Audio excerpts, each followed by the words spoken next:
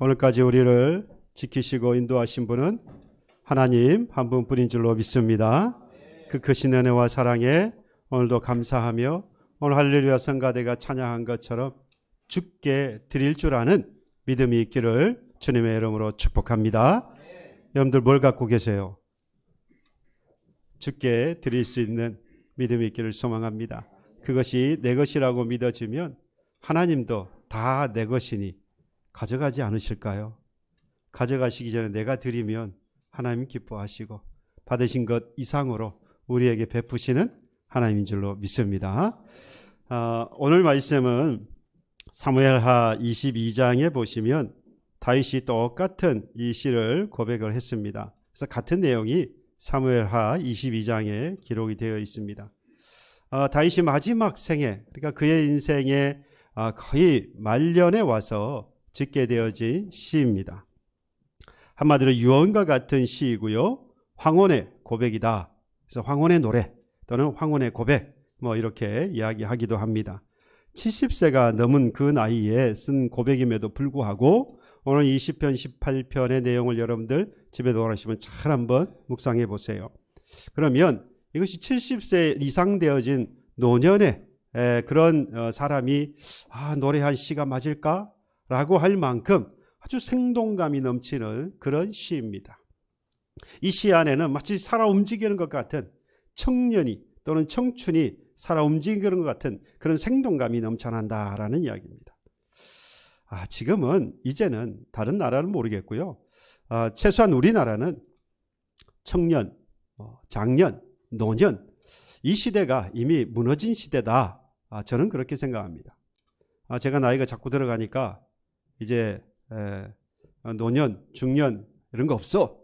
이렇게 자꾸 생각이 드는지도 모르겠지만 지금 보면 지금 80, 90이 되셔도 활동을 건강하게 하시는 분들이 참 많습니다. 관리를 잘 하셔가지고 그러다 보니까 청년이다 또는 중년이다 또는 노년이다 굳이 나눌 이유가 없다. 도리어 30, 40대라고 할지라도 건강한 정신이나 또는 올바른 신앙을 가지고 있지 못하다고 한다면 그건 청년, 청춘이라고 말할 수 없죠. 오히려 70, 80, 90이 되셔도 영과 육이 강건하여서 정상적인 또는 건강한 마음과 정신을 가지고 활동을 하고 있다면 바로 그 사람이 청년이고 청춘이다. 그런 여러분 되기를 주님으로 축복합니다. 어느 쪽이요?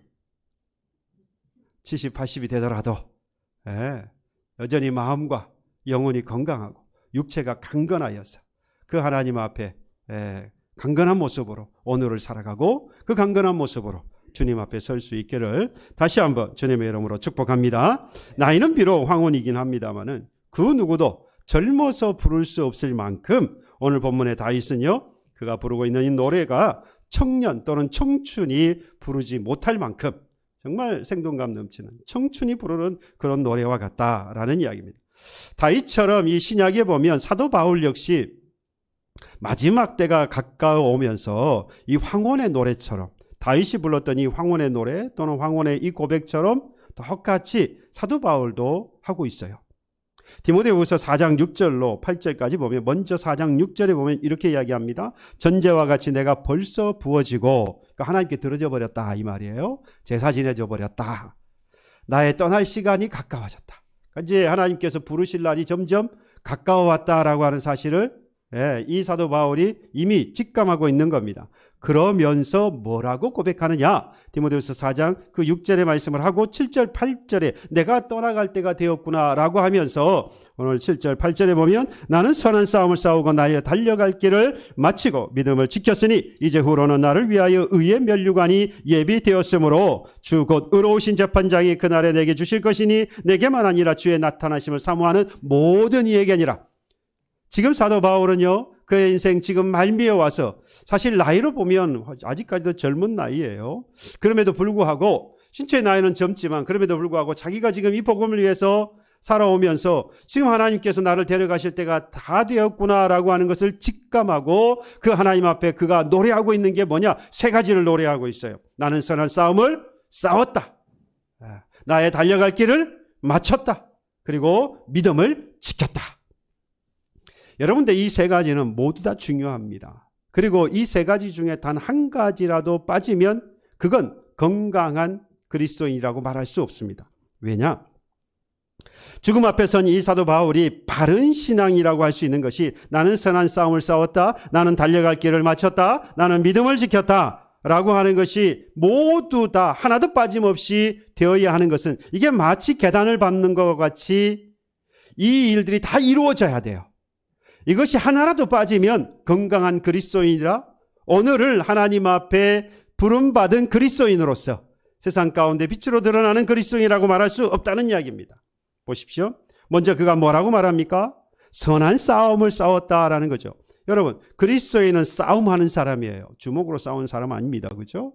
말로 싸우는 사람이 아니에요. 선한 싸움이라고 그랬거든요. 여러분, 선한 싸움은 하나님과 교회를 위해서 싸우는 사람이에요. 하나님과 교회를 위해서 누구와 싸우겠습니까? 악한 세상 또는 악한 죄와 싸우는 것이죠. 악한 영으로부터 하나님의 교회를 지키는 싸움을 뭐라고 말하느냐? 선한 싸움. 하나님과 교회를 지키기 위해서 싸우는 싸움. 그런데 안타깝게도 이걸 구별하지 못하는 사람들이 참 많습니다. 언제나 하나님과 교회 입장에 있어서 생각하고 말하고 그리고 행동해야 하는데 인간적인 감정이나 또는 생각에 이끌려서 행동하다가 하나님의 일과 또는 교회를 어렵게 만들거나 어지럽게 만드는 경우를 참 많이 보게 되어집니다. 인간적으로는 이해가 돼요. 하지만 우리는 인간이지만 인간의 감정으로 살아가는 인간의 감정을 동원해서 그리스도인의 삶을 살 수도 있지만 먼저는 그게 아니라는 거죠. 하나님과 교회 편에 서서 생각하고 말하고 행동할 줄 알아야 해요. 지금 사도 바울은 선한 싸움을 싸웠다 이거예요. 지금까지 복음을 전해오면서 인간적 감정이 동요되는 일이 왜 없었겠어요? 그들이 잘못하는 것을 보고 그냥 넘어가고 싶은 마음이 얼마나 많았겠어요. 그럼에도 불구하고 그럴 수 없었던 것은 누구의 편에 서는 겁니까? 하나님의 편에 서는 거예요. 교회의 편에 서는 겁니다. 마음은 아프지만 하나님의 편에 서서 그리고 교회의 편에 서서 악한 영들과 싸우는 그것을 보고 선한 싸움이다. 저와 여러분들 그 선한 싸움을 싸울 줄 아는 저와 여러분 되기를 소망합니다. 여러분은 언제나 하나님의 편에서 교회의 편에서 생각하고 말하고 행동할 줄 아는 그런 성도가 되기를 바랍니다. 그것이 바로 선한 싸움이다 이거예요. 그런데 여러분 아무리 이러한 선한 싸움이라고 한다 할지라도 여러분 어떻게 해야 됩니까? 끝까지 가야 되죠. 가야 됩니다. 여러분 가다가 그만두면 안 가니만 못하다. 시작하다가 그만둬버리면 안 하니만 못하다는 말도 있지 않습니까? 사도 바울은 달려갈 길을 마쳤다라고 합니다. 여러분 힘들어도 끝까지 가야 한다 이 말이죠. 칼을 들였으면 뭐라도 썩은 무라도 저는 그렇게 알고 있는데 여러분 다르게 알고 있습니까? 어쨌든 뭘 썰어도 썰어야 돼요. 뭐 썩은 무가 됐든 뭐가 됐든 뺐으면 썰어야죠. 끝을 봐야 되는 거 아닙니까? 선한 싸움을 시작했다면 끝까지 변절하지 말고 동전 뒤집듯이 확 뒤집어버리지 말고 끝까지 누구의 편에 서서? 하나님의 편에 서서 교회의 입장에 설 줄 아는 사람. 힘들다고 그만둬버리고요. 마음 상했다고 내팽개쳐버리고요. 내 마음에 안 든다고 원망 불평하고 분열하고 분쟁하고 시험에 들었다고 떠나버리고. 여러분 주위에서 많이 보지 않습니까? 물론 힘든 거 압니다. 마음이 상하는 상황이 있다는 거 알지요. 원망 불평할 만한 일이다. 충분히 이해가 됩니다. 하지만 여러분 그렇다고 해서 중간에 멈추면 안 돼요. 끝까지 싸워요. 선한 싸움을 싸워야 합니다. 악한 영들에게 지지 말고 이 선한 싸움을 싸우는 것이 그리스도인이라는 것을 알고 그 달려갈 길을 끝까지 선한 싸움을 끝까지 해 나아가야 한다는 겁니다. 그런데 여러분 이 두 가지를 다 하려면 뭐가 있어야 되느냐? 믿음을 지켜야 해요. 믿음을 지키지 않으면 이 믿음이 사라져버리면 결국 이 두 가지 선한 싸움도 싸우지 않고요. 선한 싸움을 싸웠다고 할지라도 중도에 뭐하여? 하차하고 말아요. 중간에 멈출 수밖에 없습니다.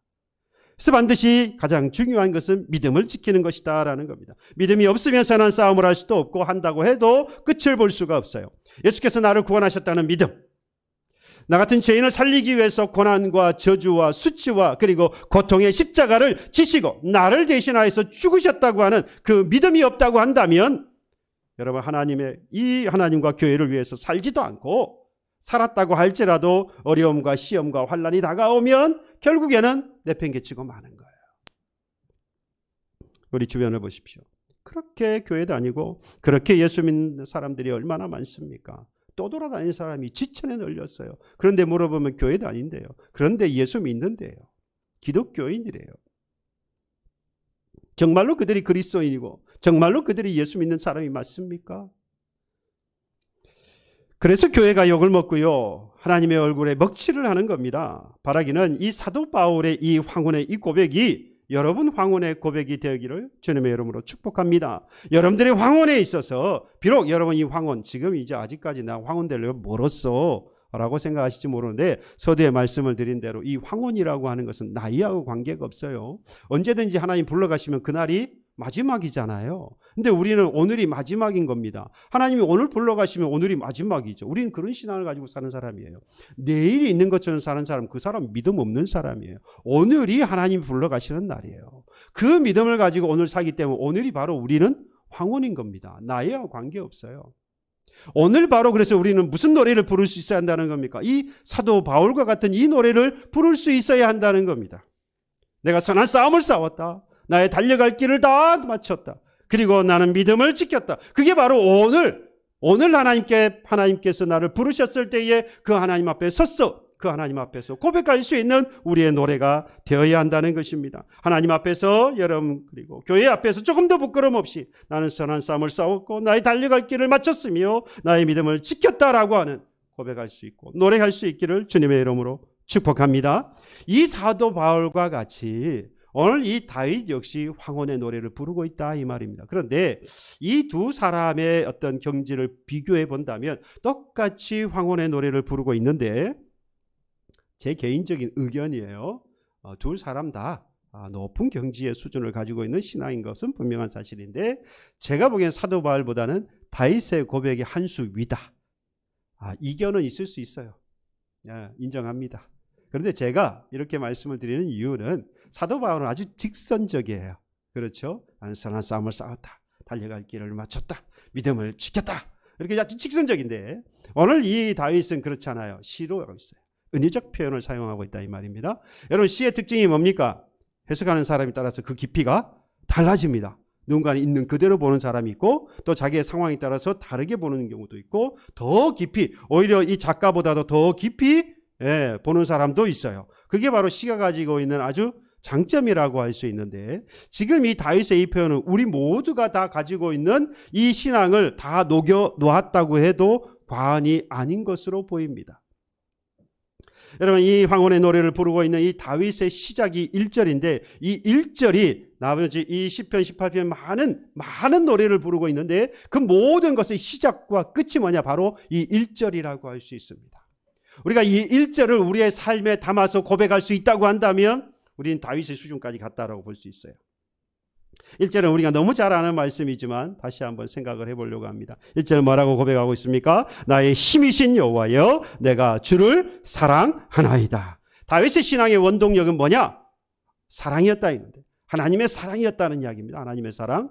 근데 여기서 다윗이 고백하고 있는 것은 내가 주를 사랑합니다라고 했을 때 이 사랑합니다라고 하는 이 단어는 이 히브리어로 보면 이건 라함이라고 하는 단어였어요. 내가 주를 사랑합니다. 사랑한다 라함. 근데 이게 명사가 되면 레헴이라고 하는데요. 이 레헴은 뭐로 번역이 되느냐? 어머니의 자궁 또는 모태. 그렇게 번역이 되어져요. 여러분, 이 어머니의 자궁 또는 모태, 그러니까 이 자녀를 임신하고 태에 가지고 있다. 그걸 뭐라 표현했다는 겁니까? 사랑이라고 말했다는 거예요. 여러분, 이 배에 이 남자로서 이거 표현이 어려워요.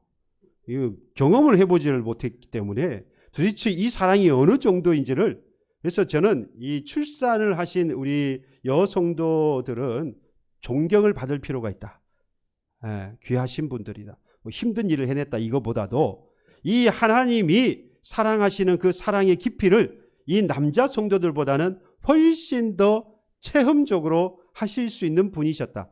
한편으로는 존중을 받고 존경을 받아야 할 분이기도 하고 더 하나님 앞에 감사드릴 수 있는 그런 어떤 경험을 가지고 계시는 분들이 바로 이 출산을 해본 경험이 있는 이분들.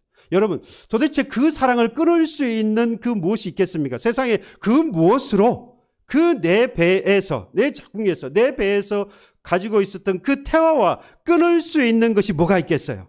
그렇죠. 세상에 그 무엇으로도 이건 끊을 수 없어요. 바로 그 사랑이다 이 말입니다. 그 사랑을 말하고 있어요. 그런데 여러분, 그렇게 귀한 사랑을 지금 다윗이 하나님 앞에 고백합니다. 나의 힘이신 여호와여 내가 주를 사랑합니다. 그런데 여러분, 다윗이 이렇게 그 하나님 앞에 내가 주님을 사랑합니다라고 내가 그 주님 앞에 끊을 수 없는 사랑, 세상의 그 무엇으로도 끊을 수 없는 모든 것들을 드려도 아깝지 않은 그런 사랑을 내가 하고 있습니다라고 고백할 수 있었던 이유가 뭘까요? 받은 게 있어서 그래요.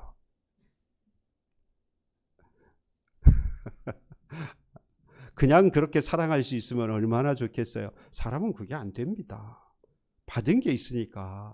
다윗이 뭘 받았느냐? 자기 목숨보다 하나님을 그렇게 사랑할 수 있다라고, 사랑합니다라고 고백할 수 있었던 것, 그가 인생을 살면서 경험했던 그 놀라운 것들을 되짚어 보니까, 인생의 황혼기라 그랬잖아요. 70에 넘었어요. 나이가 들어서 다시 인생을 반추해 보니까 그동안 살아왔던 그 인생 너무나도 힘들고 어려운 역경들, 그 많은 것들이 있었는데 그 가운데에서 하나님께서 오늘 2절과 같은 놀라운 일들을 해주셨거든요. 그 2절을 보니까 다윗이 이런 고백을 할 수밖에 없었구나라고 하는 걸 우리도 알 수 있어요. 2절에 보니까 뭐라고 고백합니까? 여호와는 나의 반석이시여 나의 요새시여 나를 건지시는 이시여 나의 하나님이시여 내가 그 안에 피할 나의 반석이시여 나의 방패시여 나의 구원의 뿌리시여 나의 산성이시로다. 아멘입니까? 예, 다윗은요 어마어마한 것을 하나님께 받은 거예요. 그가 살아가면서 죽음의 위험을 얼마나 많이 당했습니까? 그가 잘못한 것도 없는데도 불구하고 사울 왕에 쫓겨서 도망자 신세로 살아갑니다. 아들을 피하여서 도망 다녀야 했어요. 미친 채 해야 했고요. 침을 질질 흘리면서 목숨을 구걸해야 되는 순간순간들을 얼마나 많이 만났는지 모릅니다. 그럼에도 불구하고 지금 뭐라고 고백합니까? 그런 상황에서 건져주셨던 분은 하나님이셨다 이거예요. 그런 상황에서 나에게 산성이 되고 요새가 되어주시고 피할 바위가 되어주셨던 분은 오직 하나님뿐이었다는 겁니다. 여러분들의 남편이 아니고요. 여러분들의 아내가 아니었어요. 여러분들의 자녀가요. 보장이 없습니다. 그 자녀가 자식이 될 수가 있어요. 이 자식 아니에요. 오직 누구뿐이었습니까? 하나님뿐이셨다 이 말이에요. 그래서 계속해서 경험하잖아요. 뭐라고요? 나의 반석, 나라고 자꾸 이야기하죠. 나의 요새. 다윗은요 누가 함께 들은 게 아니에요. 누가 말하는 걸 본 게 아닙니다. 들은 게 아니고 누가 써놓은 글을 본 게 아니에요. 간접적으로 체험한 게 아니다 이 말입니다. 하나님께서 나의 요새가 되고 나의 산성이 되고 나의 피할 바위가 되시고 나를 구원의 뿔이 되셔서 나를 구원하시는 분은 그 하나님이라고 하는 것을 전해 듣거나 그저 본 게 아니에요. 자신이 뭐 했습니까? 경험했어요. 내가 경험한 하나님이다 이 말이에요. 목사가 전하는 이 메시지를 듣는 여러분들에게도 복이 있겠지만 중요한 건요, 여러분들이 경험한 하나님이 중요합니다. 내가 어떤 하나님을 만났느냐가 너무 중요해요. 이 시간 하나님은 다윗과 같이 여러분들은 어떤 하나님을 만났는지 한번 돌아보세요. 오늘 제가 말씀을 통해서 여러분들 메시지 하나님은 이런 하나님이셔서 이런 하나님을 여러분들 경험했습니까? 라고 말씀드렸을 때에 여러분들 스스로 돌아보면서 나의 하나님은 이런 하나님이었습니다 라고 고백할 수 있어야 해요. 다윗은 그 경험이 있었기 때문에 지금 뭐라고 고백하는 겁니까? 주는 1절에 말씀은 나의 힘이신 여호와여 내가 주를 사랑하니. 하나님과 나의 사이를 끊을 수 없는 그 무엇으로도 끊을 수 없는 그 놀라운 사랑으로 하나님을 내가 바라보고 있습니다. 사울에 쫓겨다니면서 그의 인생이 얼마나 피곤했고 그가 마치 전쟁에 나가서, 물론 다윗은 전쟁에 나가서 많은 싸움을 싸웠잖아요. 사울에게 쫓기면서도 뿐만 아니라 왕이 된 이후에도 끊임없이 전쟁을 치러했던 것이 다윗의 인생입니다. 그러다 보니까 2절에 보면 계속해서 나오는 단어들이 대부분 뭡니까? 마치 전쟁을 치르고 있는 모습과 같아요. 요새라 그러고요. 산성이라 그러고요. 방패가 되신다 그러고요. 전쟁과 같은 인생이었다. 여러분들 인생 한번 돌아보세요. 평탄하셨습니까? 한 분도 그렇게 말하시는 분이 없어요. 목사님, 제 인생을 돌아보면요. 하시면 2시간, 3시간이고 그냥 기회 드리면 하루 종일이라도 이야기하실 수 있을 것 같아요. 그런데 그 인생이 물론 그 중간중간에 하나님 도우셨어요. 감사합니다. 하지만 사실 주제는 난 너무 힘들었어요. 정말 죽을 것 같은 경험들을 내가 했습니다. 그런데 살아계시더라고.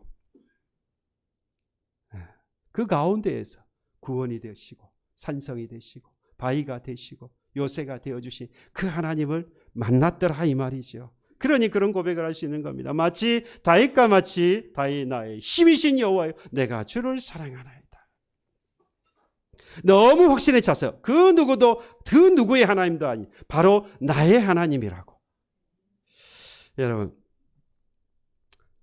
맥스 루케이도라고 하는 목사님이 있습니다. 작가이기도 한데요. 여러분들 아마 아실 거예요. You are special이라고 하는 너는 특별한 사람이란다.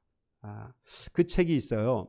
이게 얼마나 유명해서 아이들을 위한 동화로도 그리고 영화로도 뭐 이렇게 만들어져서 여러분도 아마 보신 적이 있을지 모르겠어요. 책도 나와 있고요. 동화입니다. 동화예요.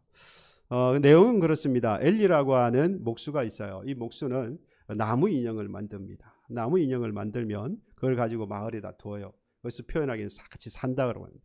그 이제 나무 인형을 만들면 사람들이 지나가다 보면서 이게 너무 잘 만들었고 좋으면 별표를 붙이고 그렇지 않으면 점표를 붙였어요. 근데 그때 마침 만들었던 인형이 뭐냐? 만들었던 나무 인형이 뭐냐? 이름이 펀치넬로라고 하는 나무 인형이었습니다. 이걸 이제 마을에다 갖다 두었어요. 그가 이제 함께 살아갑니다. 그런데 사람들이 자꾸 보니까 별표를 안 붙이고 자꾸 점표만 붙이는 거예요. 마음에 안 들다 이거죠. 안 이쁘다 이거예요. 그 자꾸 자기만 점표만 붙이니까 이 펀치넬로가 너무 마음이 상했어요. 실족했고요. 실망했고. 근데 어느 날 이 엘리가 만들었던 이 엘리 목수가 찾아와서 이 점표가 붙어있는 이 펀치넬로에게 이렇게 이야기합니다. 너는 너이기 때문에 특별하단다. 다른 거하고 비교할 것이 없이 너는 너 그 자체로 특별한 존재다.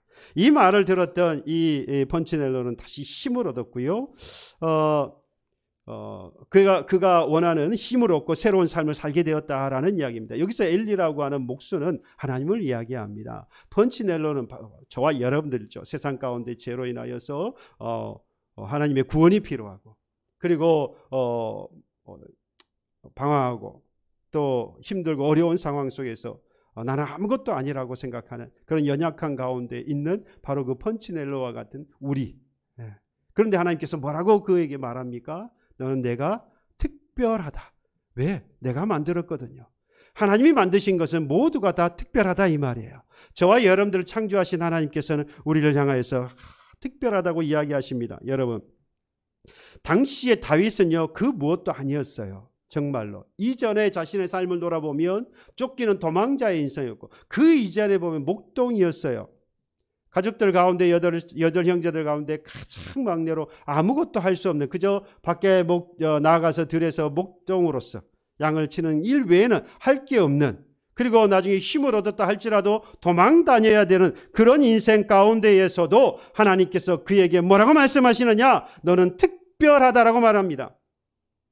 거기에 대해서 힘을 얻는 거예요. 절망 가운데에서 지탱할 수 있는 힘을 그가 얻게 되어진 겁니다. 힘을 얻었다고 하는 사실을 어디서 발견할 수 있느냐? 다윗이 고백하고 있는 것들을 통해서 우리가 발견할 수 있어요. 사무엘하 22장 30절에 보면 아까도 말씀을 드린 대로 똑같이 이 시편 18편의 내용하고 같은데 이 내용은 빠져 있어요. 이 보면 내 하나님을 의지하고 성벽을 뛰어넘는다라고 했습니다.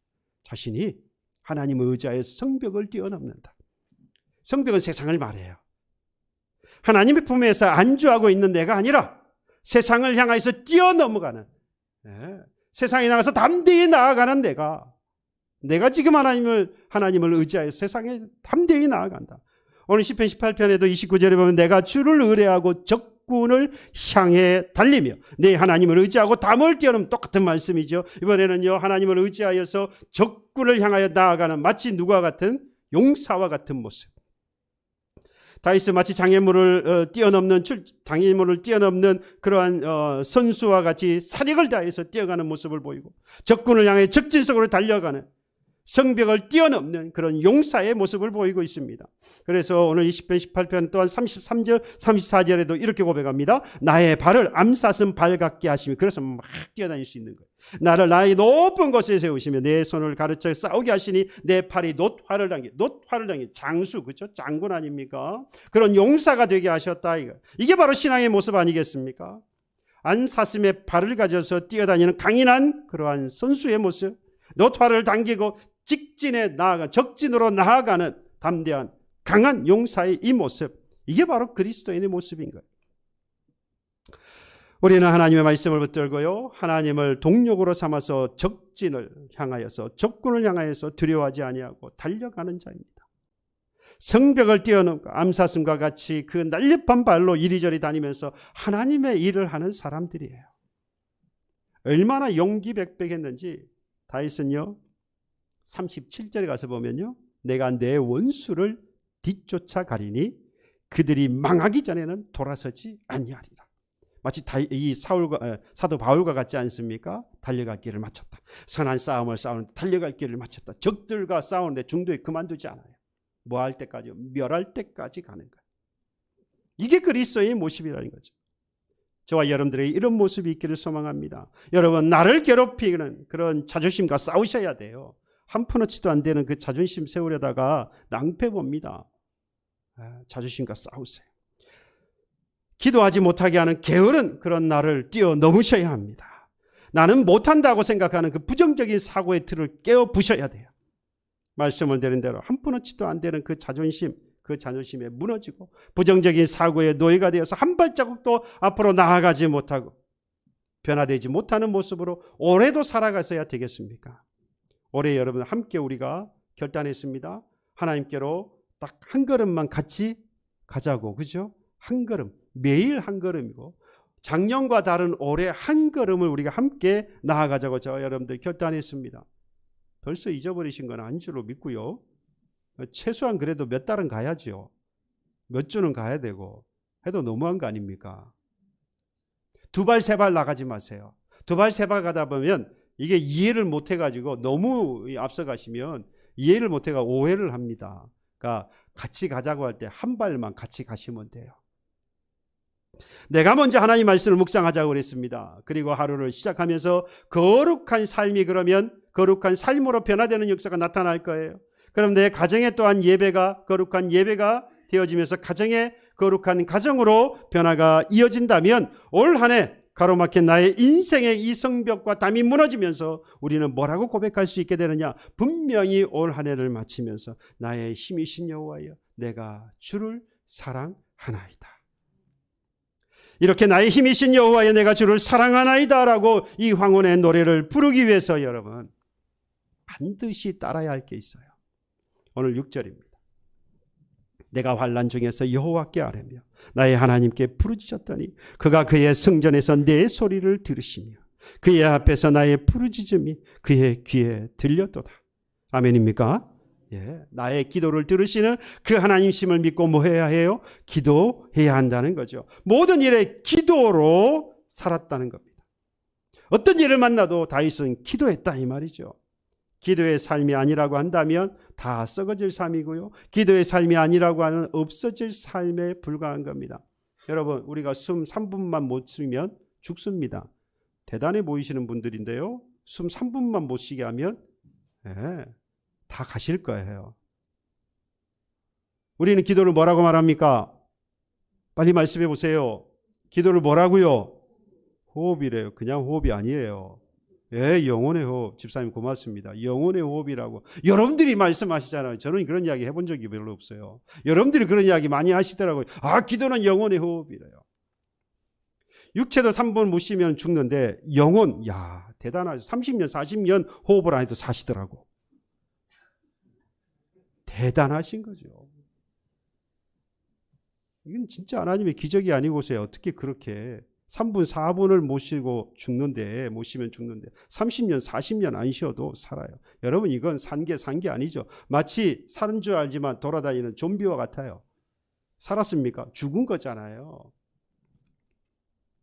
다윗은 어떤 여름 속에서도 무너지지 않고요. 그 심령이 썩지 않고 나의 힘이 나의 힘이 되신 여호와, 힘이신 여호와여, 내가 주를 사랑합니다라고 황혼의 노래를 부를 수 있었던 것은 그의 삶에 반드시 뭐가 있었다는 겁니까?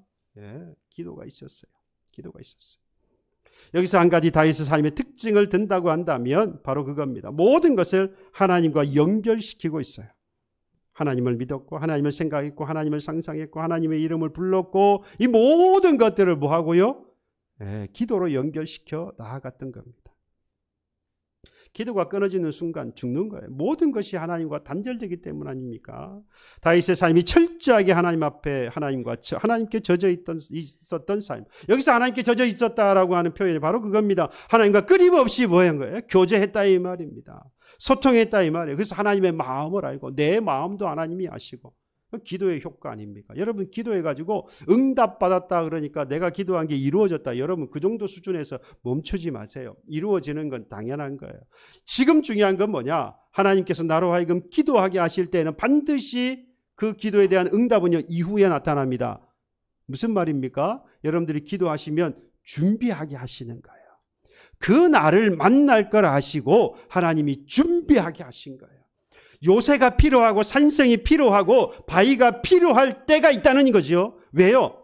왜 필요합니까? 지금의 그 삶이 환난이고 고난이고 고통이니까 그때를 만날 걸 알고 하나님께서 이 다윗에게 뭐 하게 하십니까? 기도하게 하신 거예요. 하나님께서 그 기도하게 하셔서 그때를 만나면 그 기도하는 사람은 넘어가요.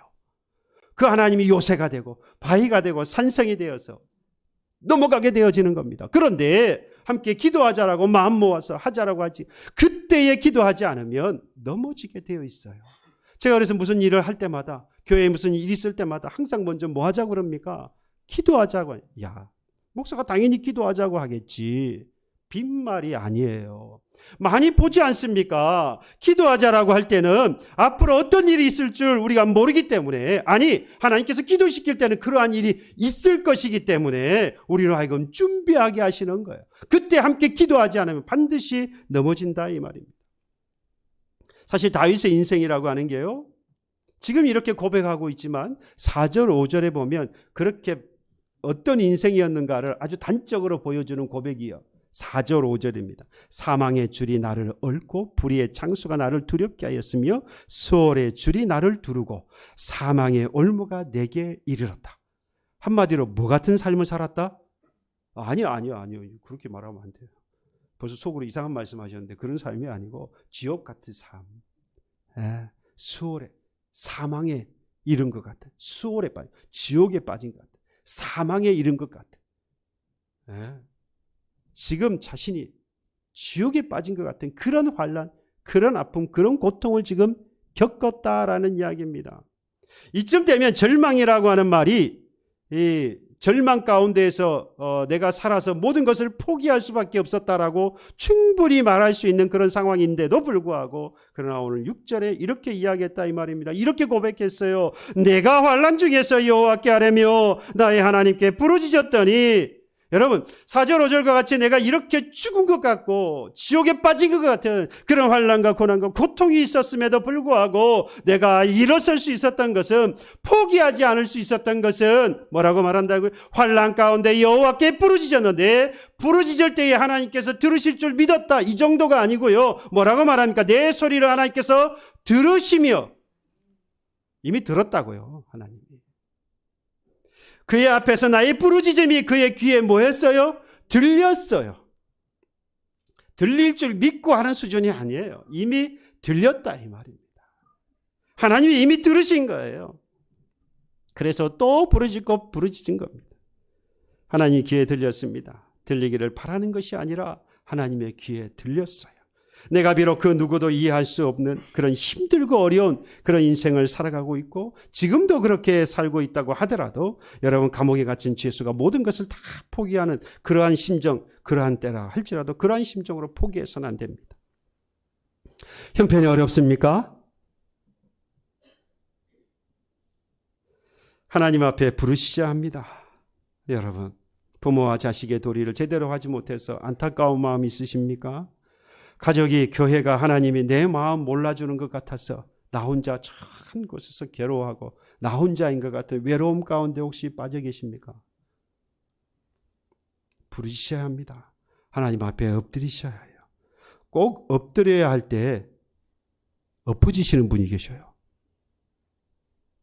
엎어지지 말고 엎드리세요. 세상에 넘어져서 엎어지지 말고 그때가 있을 줄 알고 하나님께서 사인을 주십니다. 지금이 기도할 때라. 하나님이 그 사인을 주셨을 때에 엎드리세요. 그러면 그 일을 만났을 때에 엎어지지 않습니다. 여러분들이 엎어질 때는요, 하나님이 사인을 주셨는데 기도하지 않아서, 엎드리지 않아서 지금 그 상황에서 엎어지는 거예요.